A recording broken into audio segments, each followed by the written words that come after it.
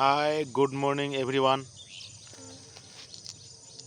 আজকে একটা আমি খুব সুন্দর বিষয় আপনাদের কাছে তুলে ধরার চেষ্টা করব, যেটা হচ্ছে অনলি রানিং। বা আমি এমনও দেখেছি ফুটবল বা ক্রিকেট বা আদার্স যে গেমসগুলো খেলার আগে অনেকে ফ্রি হ্যান্ড এক্সারসাইজ করেন, সম্পূর্ণ শরীরে ফ্রি হ্যান্ড এক্সারসাইজ করেন। তা এটাই আমি বলতে চাচ্ছি যে অনলি অনলি রানিং করার পরেও কিন্তু নিজের পেটটা ভুঁড়িটাকে কন্ট্রোলে রাখা যায় না। আমি অনেকে অনেকে এ, দেখছি যে মাঝখানে ছেড়ে দেন, যে এত করতেছি, পেটটা ভুঁড়িটা কমতেছে না, কিন্তু না, একটা কন্ট্রোলে থাকে, না হলে তো আরও বেড়ে যাবে। অত চর্বি বা ফ্যাটটা বেশি হয়ে যাবে, কোলেস্ট্রলটা বেড়ে যাবে, এক্সট্রা যে কোলেস্ট্রল সেটার পরিমাণটা বেড়ে যাবে। কিন্তু তা রানিং, ফ্রি হ্যান্ড এগুলো অবশ্যই করতে হবে। তার সাথে সাথে পেটের যে ব্যায়াম, সেটা সিট আপ, 8-9 রকমভাবে সিট আপটা করা যায়, সেটা অবশ্যই করতে হবে। আমি দীর্ঘদিন দেখি কিছু কিছু দাদা, কিছু কিছু সিনিয়র বন্ধু, কিছু কিছু কন্টিনিউ রানিং করেন, কন্টিনিউ হাঁটেন, কিন্তু পেটটাকে কমাতে পারেন না। তা এটাই করবেন।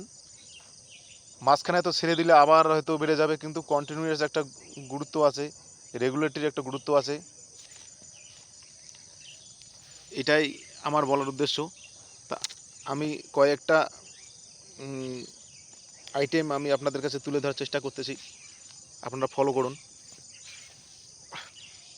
1, 2, 3, 4, 5, 6, 7, 8, 9, 10, 11, 12, 13, 14, 15, 16, 17, 18, 19, 20। রিল্যাক্স। 20 মানে 20টা সিট আপ মারার পরে 10 থেকে 15 সেকেন্ড রিল্যাক্স, মানে লেঞ্জিং করতে হবে।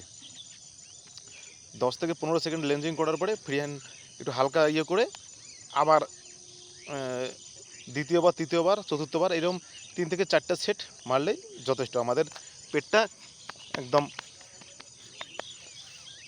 কন্ট্রোলে থাকবে, একদম বেড়ে যাবে না। তার মধ্যে খাওয়া দাওয়ার কতগুলো রুটিন আছে, নিয়ম আছে, সেগুলো তো অবশ্যই মেনটেন্স করে চলতে হবে। বিশেষ করে রাত্রিবেলা খাবারটা খুব তাড়াতাড়ি খাওয়াই খুবই দরকার। খাওয়া দাওয়া করে একদম বিছানায় যাওয়াটা উচিত না। তা ভালো খাবার আমি খাবো, যেগুলো আমার শরীরের পক্ষে খুবই ভালো। আমি মুখের স্বাদ অনুযায়ী খেলাম, কিন্তু বাকি কাজটা তো আমার পাকস্থলী, আমার সম্পূর্ণ কাজটা তো আমার পেটে, এখানে গিয়ে হবে, পেটে গিয়ে হবে, কিন্তু সব কিছুই মেনটেন্স করে চলতে হবে। যাই হোক, 10 থেকে 15 সেকেন্ড হয়ে গেল, আমি এখন দ্বিতীয়বার করতে যাব।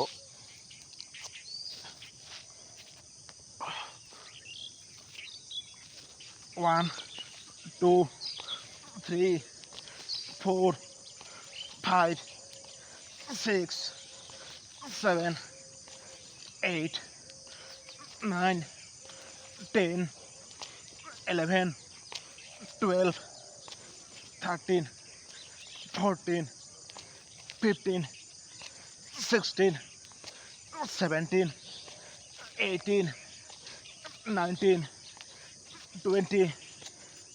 রিল্যাক্স। 20 মানে 20টা হয়ে গেল। এখন 10 থেকে 15 সেকেন্ড রিল্যাক্স, হালকা লেঞ্জিং করব। আমার পেশিগুলোকে আমি রেস্ট, বিশ্রাম দেব। তারপরে 10 থেকে 15 সেকেন্ড হয়ে যাবে, আমি তৃতীয়বারের জন্য যাব। কিন্তু এই কথাটা মাথায় রাখতে হবে যে আমার পেটটাকে আমি কন্ট্রোলে রাখবো, শরীরটাকে সুস্থ রাখবো, তাহলে এই যে কষ্টগুলো হচ্ছে, সেটা কষ্ট বলার কষ্ট মনে হবে না। তা একদিনে পেটটা বেড়ে যায় না, আর একদিনে কমাটা সম্ভবও না। কন্টিনিউ মানে রেগুলার মানে করলেই, সপ্তাহে 3 দিন বা 4 দিন করলেই যথেষ্ট। যে কোনো একটা টাইম, সকালের দিকে হোক বা বিকেল বা সন্ধ্যার দিকে হোক, করলেই যথেষ্ট। একটু সময় বার করলেই, নিয়মিত করলেই আমার পেট, শরীর সম্পূর্ণটাই একটা আলাদা লেভেলে থাকবে। তা 10 থেকে 15 সেকেন্ড হয়ে গেল। আমি তৃতীয় আইটেমে যাব।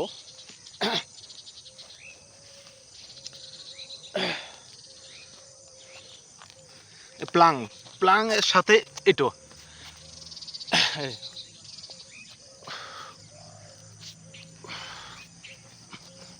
1 2 3 এই দুই সাইডগুলো অনেকে বেড়ে যায়, যার জন্য এটা দুই সাইড সামনে সম্পূর্ণ শরীর আমার কাজে লাগবে। 1 2 3 4 5 6 7 8 9 10 11 12 13 14 15 16 17 18 19 20। রিল্যাক্স। যখন হয়ে গেল এইভাবে একটা পায়ের সাপোর্ট নেবেন, নিয়ে বাস 10 থেকে 15 সেকেন্ড রিল্যাক্স, মানে সম্পূর্ণ শরীরে একটু ফ্রি হ্যান্ড করে নিলেন, লেন্সিং করে নিলেন, বা পাগুলো একটু ইয়ে করে নিলেন। 10 থেকে 15 সেকেন্ড হয়ে যাবে। আবার পরে নেক্সট আইটেমের জন্য দেখবেন ফ্রন্ট সাইড ব্যাক সাইড মোটামুটি নিয়মিত করলেই সহজে স্টাজে বেলি ফ্যাট যে কোলেস্ট্রল এর লেভেলটা বেড়ে যাবে না, এটা কন্ট্রোলে থাকবে। খালি হাড় আর মাংসই থাকবে, এক্সট্রা যে বেলি ফ্যাট চর্বি যেটা কোলেস্ট্রল এগুলো বাড়বে না। তার শরীরটা একটা পিটানো শরীর, তার ন্যাচারাল ফিগার তৈরি হবে। কিন্তু কষ্ট করতে হবে, পরিশ্রম করতে হবে, তাহলেই এর বেনিফিটগুলো আমরা পেতে পারি।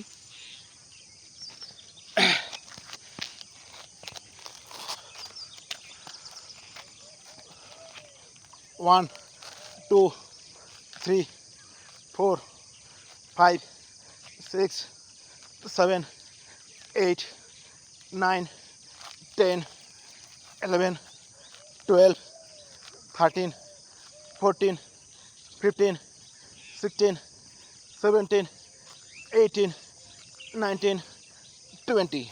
বাস 10 থেকে 15 সেকেন্ড লেন্সিং।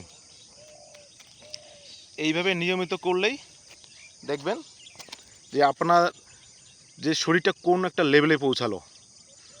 খেয়ে শান্তি পাবেন, ঘুমিয়ে শান্তি পাবেন, হাঁটা চলাফেরা সব কিছু করেই শান্তি পাওয়া যাবে। আর ছোটো ছোটো যে রোগ ব্যাধিগুলো সেগুলো কন্ট্রোলে থাকবে। বেস্ট অফ লাক, আপনারাও ট্রাই করবেন।